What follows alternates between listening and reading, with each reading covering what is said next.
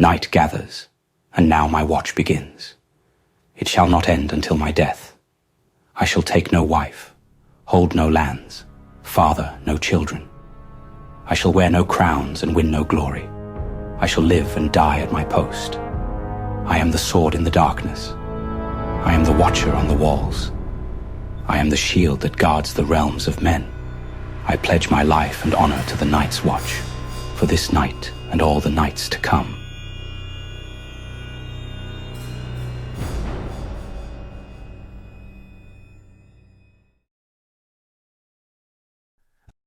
On a lonely mountain of blood and grief, beneath the shadow of the Tower of Joy, a child is born, a boy without a name. But this is not where his story begins.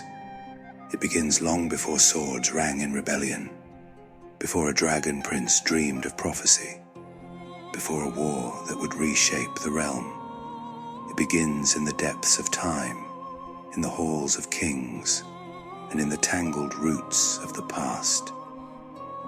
70 years before the child's first breath, in the heart of King's Landing, one man sat at the center of the web, a sorcerer of whispers, a ghost of 1,000 eyes, a bastard who would become the architect of a future he would only see in dreams.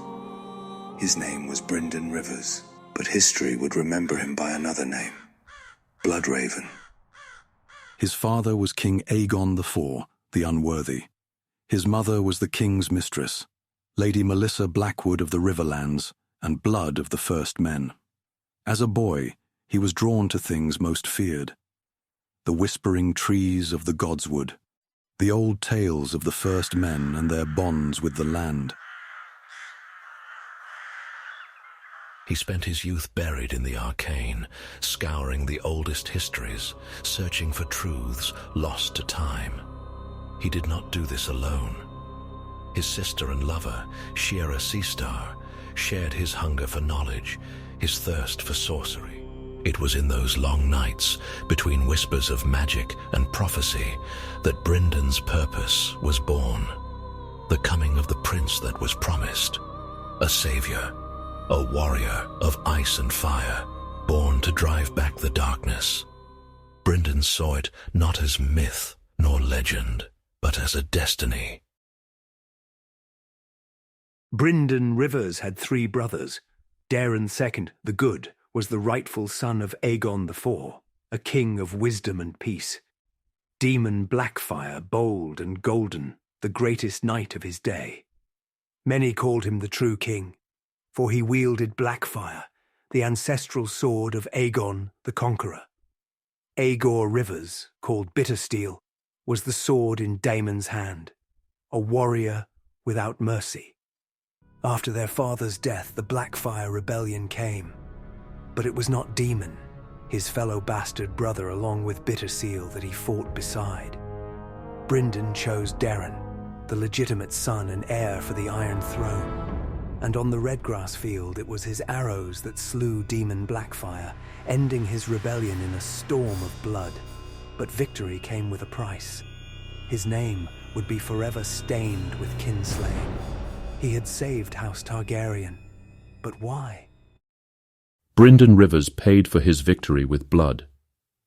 Aegor Bittersteel had taken his eye, but not his vision, and as long as he drew breath, the Blackfires would rise again.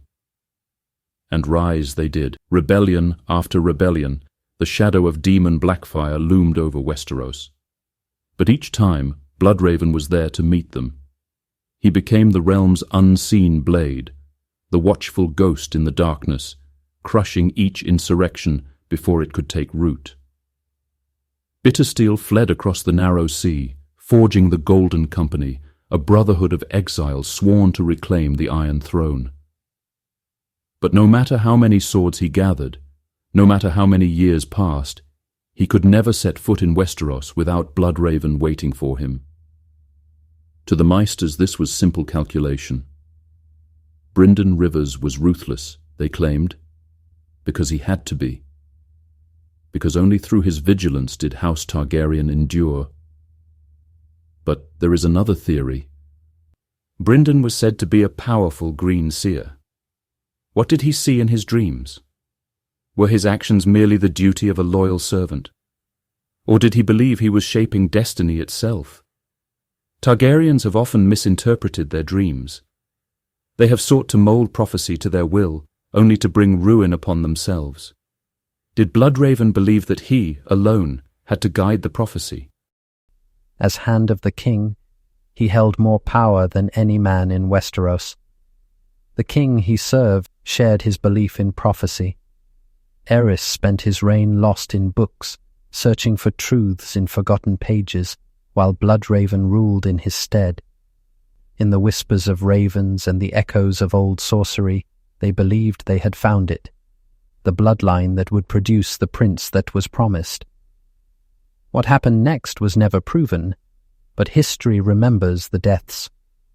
One by one, the line of succession was thinned. Princes and heirs fell to illness, to accident, to misfortune. Until at last the crown passed to Aegon V, the unlikely king. Was it fate that cleared his path? Or was it the hand of Brynden Rivers, moving unseen, sacrificing the present for the promise of the future? But there was one war left to fight. Aenys Blackfyre was lured to King's Landing under a false banner of peace. He came seeking reconciliation. He found only steel. The exiled heir was beheaded before the Red Keep. Bloodraven had won. But his ruthlessness had finally overstepped even the tolerance of kings. Stripped of power, condemned as a murderer, he was sent to the Wall to live out his days in exile. With him rode Maester Aemon Targaryen, and in his possession one of the last ancestral Valyrian steel blades of House Targaryen, the sword called Dark Sister, once wielded by Visenya herself. Here, in the far north, the world was older. The trees whispered with ancient voices. The great houses of the north, Stark's chief among them, kept the old ways still. And the wall itself, it was said to be more than stone and ice. It was built with spells woven into its foundations, a barrier not just of frost, but of forgotten sorcery. Bloodraven thrived in this land of ghosts. He rose swiftly to Lord Commander of the Night's Watch. Beyond the wall, the unknown stretched endlessly. Forests untouched, ruins lost to time, and powers older than men. He led a ranging mission beyond the wall in 252 AC. He never returned.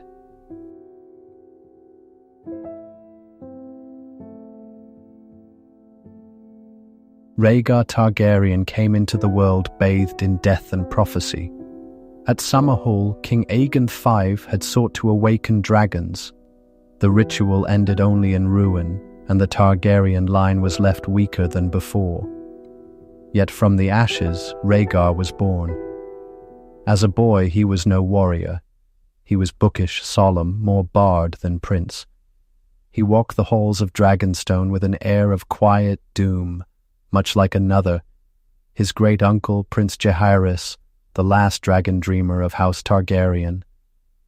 And like Jaehaerys, he spent long hours reading the histories, searching for meaning in prophecy.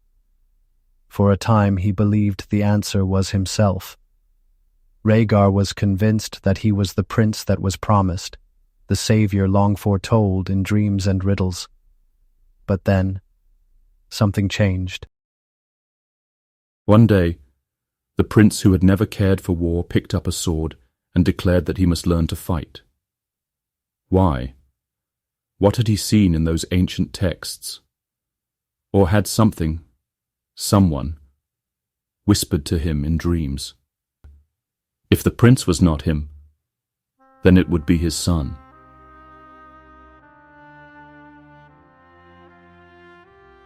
By all accounts, Rhaegar was a man of kindness, of duty, yet he abandoned his wife, his family, his honor. He stole away a northern princess, setting fire to the world. Was it love, as the singers claim? Or was it something else? Was it Bloodraven who guided Rhaegar's hand? Who led him to the truth that shattered his own destiny? This belief changed everything. It led him down a path from which there was no return, a prophecy that demanded sacrifice.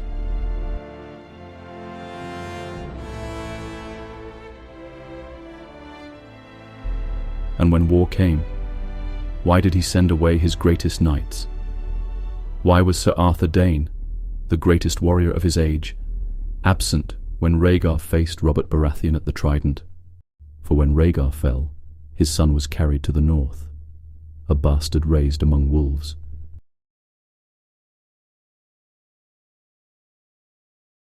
The deserter from the Night's Watch had fled the wall in terror, speaking of things that should not be, things long buried in the dark corners of the world. But honor is a simple thing in the north. The law was clear. The sentence was carried out. Jon Snow watched, silent. He had always known what duty required. But then came the omen.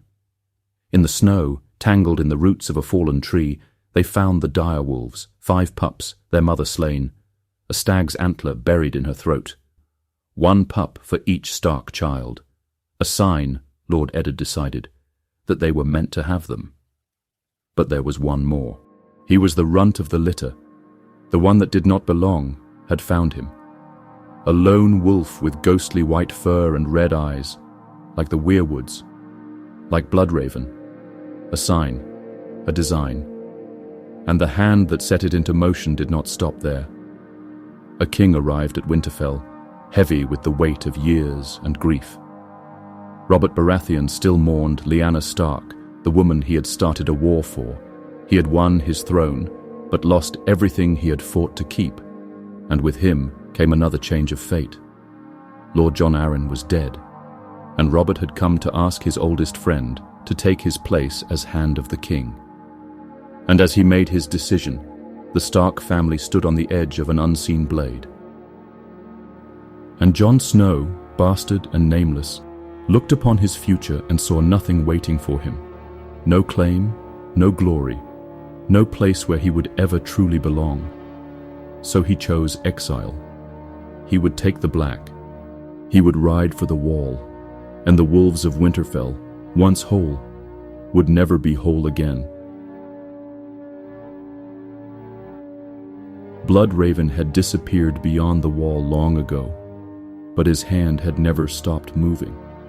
He had shaped kings, pulled the strings of prophecy, whispered through the trees, and now the boy he had waited for was coming to him. Jon Snow learned the weight of his choice. The bastards and outcasts of the 7 kingdoms found their way here, condemned men and nameless boys, sworn to a brotherhood that had long since faded into ruin. But fate had not left him. Fate had brought him here, and those who would shape him were already waiting. Lord Commander Jeor Mormont saw in him something greater.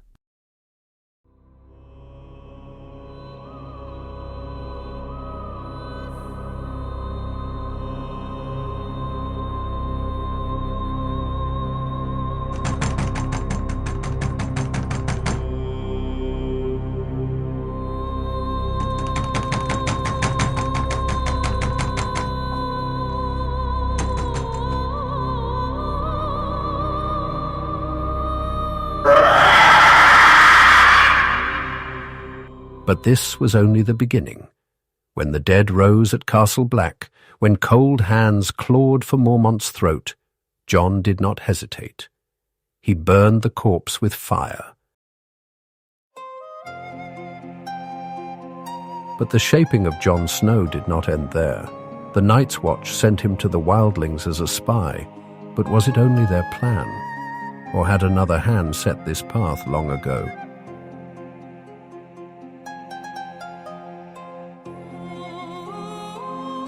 He lived among them, became one of them, learned their ways, their truths. He was no longer just a crow, he was something else, something between.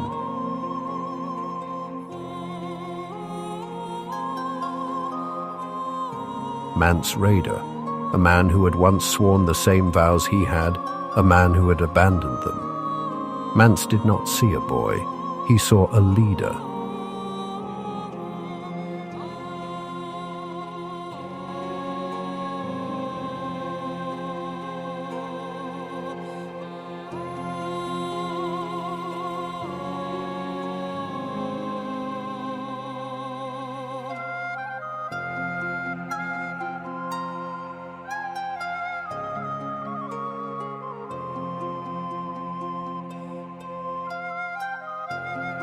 Stannis Baratheon, a king without a kingdom, offered him legitimacy.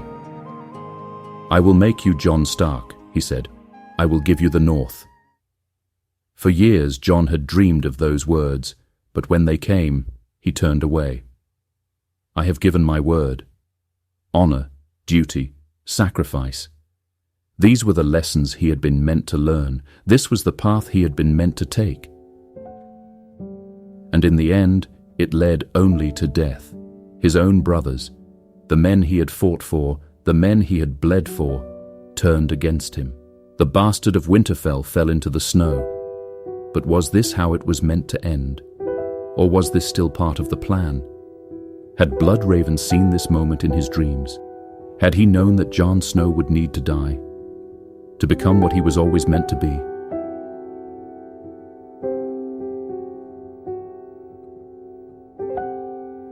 Bloodraven had watched through the eyes of ravens, wolves, and beasts beyond counting. It was the whispers of unseen forces that turned the tide of the Lord Commander's election, pushing Jon Snow into power.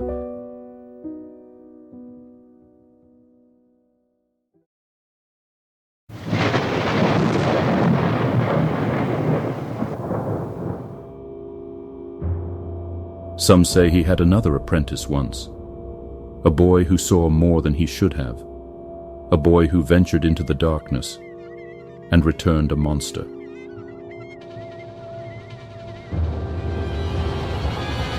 Euron Greyjoy, the Crow's Eye. If he had learned from Bloodraven, then what had he taken with him? What horrors had he uncovered in the black abyss of the world? Was he the hand that would bring forth something even worse than the others? The cave beneath the weirwood had been another. There, among the bones of those who had come before him, Bran Stark saw the truth. Bloodraven had not always been alone. What had happened to those who had walked this path before? Some say Jon Snow is dead, that his body has turned cold, his soul lost. But others believe he is not truly gone, that he lingers in the body of his direwolf ghost, that his return is inevitable. Some whisper of another path, that Jon may rise not as a hero but as a spectre of vengeance, as wild as his dire wolf, or even the embodiment of rage that has become Lady Stark.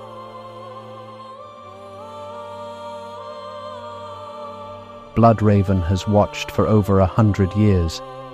He has shaped the world from the shadows, guiding the hands of kings and bastards alike.